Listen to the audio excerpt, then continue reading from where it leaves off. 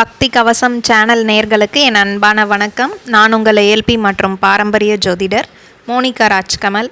So இந்த video பதிவு ஆரம்பிக்கிறதுக்கு முன்னாடி நம்ம சேனல் புதுசாக யாராவது பார்க்குறீங்க அப்படின்னா சப்ஸ்கிரைப் பண்ணிக்கோங்க. சப்ஸ்கிரைப் பண்ணிங்கன்னா தான் தினமும் நம்ம போடுற வீடியோ பதிவுகள் ஆகட்டும், லைவ் ஆகட்டும், எல்லாமே உங்களுக்கு அப்டேட் நோட்டிஃபிகேஷன் வந்து கிடைக்கும்.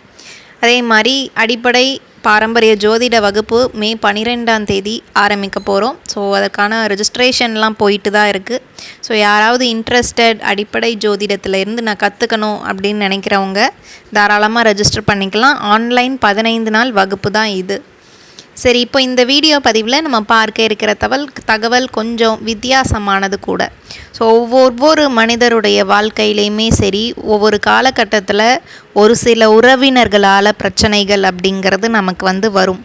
ஸோ அதன் வழியாக வந்துட்டு மேஷ லக்னத்தில் இருந்து மீன லக்னம் வரைக்குமே சரி, ஏஎல்பி லக்னமாக போய்கொண்டிருக்கிற நபர்கள் அவங்களுக்கு எந்தெந்த உறவுகளால் பிரச்சனைகள் வரும், எந்தெந்த உறவு முறையிலலாம் நம்ம உஷாராக இருந்துக்கணும் அப்படிங்கிற ஒரு தகவலை தான் நம்ம வந்து இப்போது பகிர்ந்து கொள்ள போகிறோம்.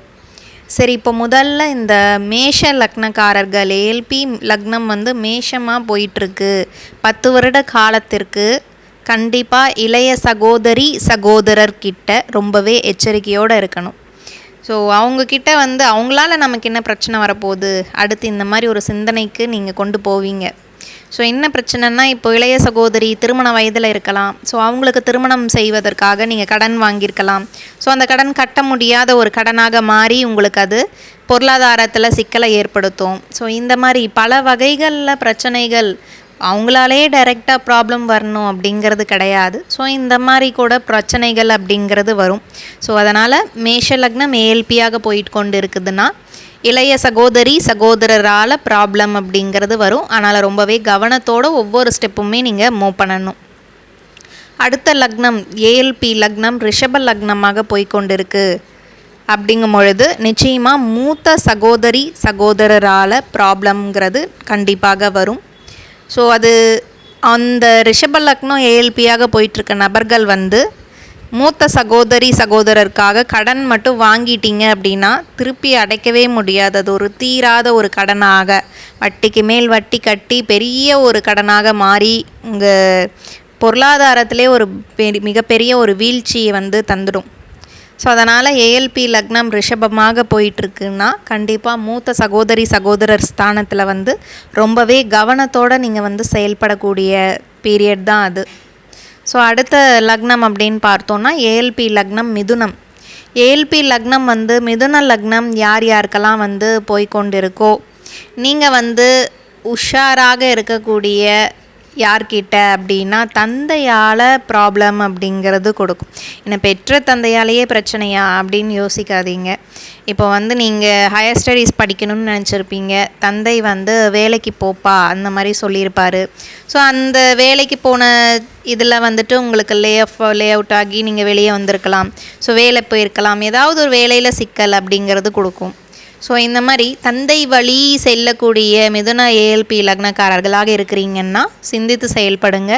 ஸோ அதன் வழியாக உங்களுக்கு தடைகள், தாமதங்கள், சிக்கல் இது எல்லாமே வந்து ஏற்படுத்தும். தந்தை மகளுக்கு உண்டான உறவுகள் சீராக இருக்காது. மிதுன லக்னக்காரங்க ஏஎல்பி போயிட்டுருக்குனாவே தந்தை கூட சகஜமாக பழக முடியாது. ஸோ அந்த மாதிரி ஒரு சுச்சுவேஷனுக்கு கொண்டு வந்துடும். ஸோ அடுத்த லக்னம் அப்படின்னு பார்த்தோன்னா ஏஎல்பி லக்னம் வந்து கடக லக்னம். ஸோ இந்த கடக லக்னம் யாருக்கெல்லாம் போயிட்டுருக்கோ கண்டிப்பாக வந்து மிதுன லக்னம் போயிட்டுருக்கும் போதெல்லாம் கணவன் மனைவி ஒற்றுமையாக இருந்திருப்பீங்க. என்றைக்கு இந்த கடக லக்னம் ஆரம்பித்ததோ அன்னியிலேருந்தே திருமண வாழ்க்கையில் பயங்கர ப்ராப்ளமேட்டிக்காக போயிட்டுருக்கோம்.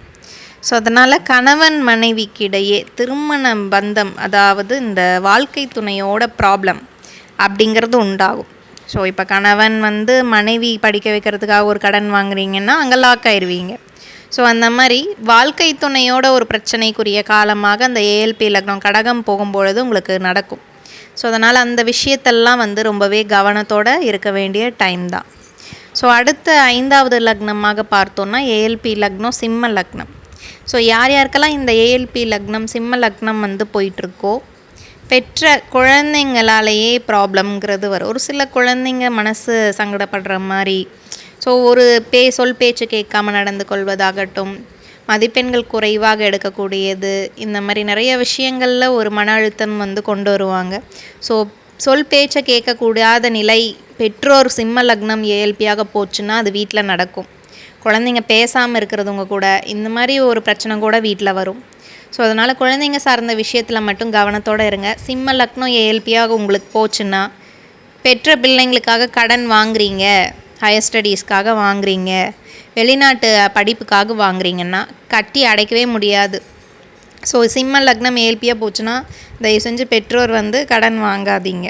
ஸோ அடுத்த லக்னம் ஏஎல்பி லக்னம் பார்த்தோன்னா கன்னி லக்னம். ஸோ கன்னி லக்னம் அப்படின்னு பார்க்கும் பொழுது எந்த உறவு முறையில் நீங்கள் உஷாராக இருக்கணும் அப்படிங்கிறத இப்போது வந்து பார்ப்போம். மாமனார் மாமியார் சார்ந்த உறவு முறையில் உங்களுக்கு பிரச்சனைகள் அப்படிங்கிறது கொடுக்கும். ஸோ அதனால் அந்த வகைரால் வந்து நீங்கள் ரொம்பவே சிந்தித்து ஒவ்வொரு ஸ்டெப்புமே எடுத்து வைக்கக்கூடிய டைம் தான் அது. அடுத்த லக்னம் அப்படின்னு பார்த்தோன்னா துலாம். ஏஎல்பி லக்னம் வந்து துலாம் லக்னமாக யாருக்கு வந்து போய்கொண்டிருக்கோ கண்டிப்பாக அவங்க உஷாராக இருக்கக்கூடியது பார்த்தோன்னா இளைய சகோதரர் சகோதரிக்கிட்ட. ஸோ கடன் சார்ந்த விஷயங்கள், நோய் நொடிகளுக்காக ஒரு கடன் வாங்கி செலவு பண்ணுறீங்க இளைய சகோதரிக்காக, இளைய சகோதரருக்காக. ஸோ அந்த வகையாக இருக்கும் போது கண்டிப்பாக ப்ராப்ளம்ங்கிறது உங்களுக்கே கொடுக்கும். ஸோ ஒரு குடைச்சல் மாதிரி ஒரு பணம் சார்ந்த விஷயத்துலேயும் சரி, நெருக்கடிகள் இந்த மாதிரிலாம் கொடுக்க வாய்ப்புகள் இருக்குது.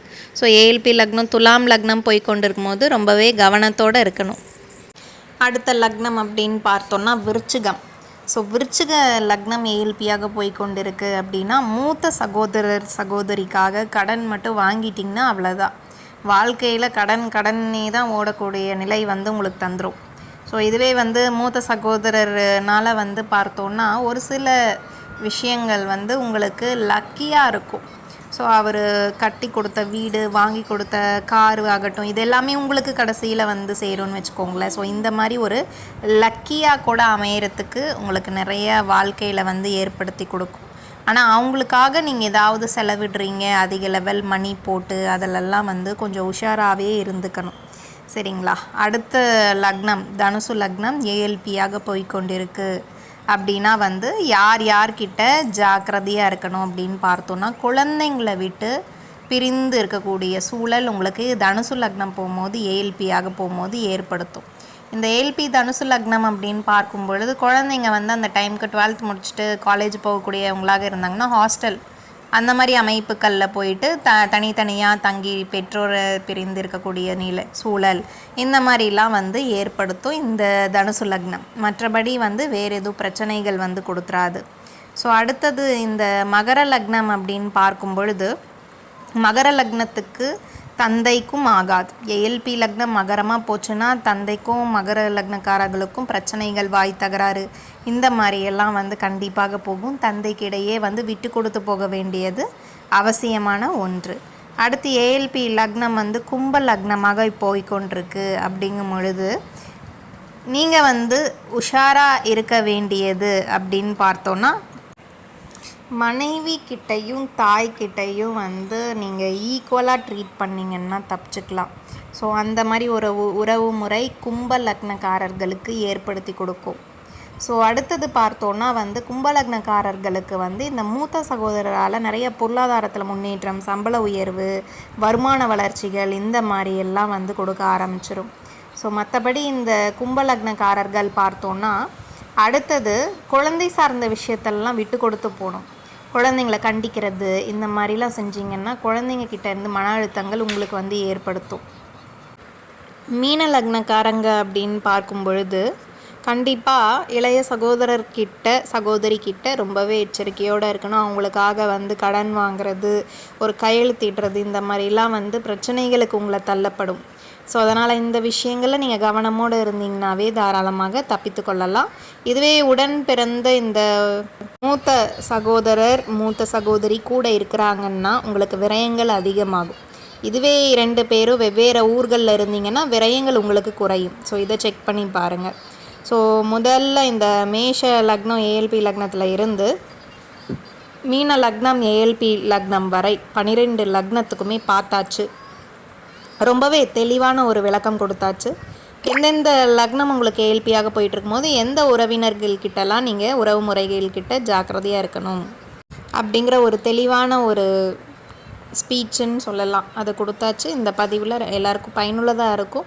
உங்கள் நண்பர்களுக்கும் உறவினர்களுக்கும் இந்த பதிவை பகிர்ந்து கொள்ளுங்கள். அப்போ தான் அவங்களுக்கு பயனுள்ளதாக இருக்கும். ஸோ இந்த பதிவு இதோட நிறைவடைந்தது.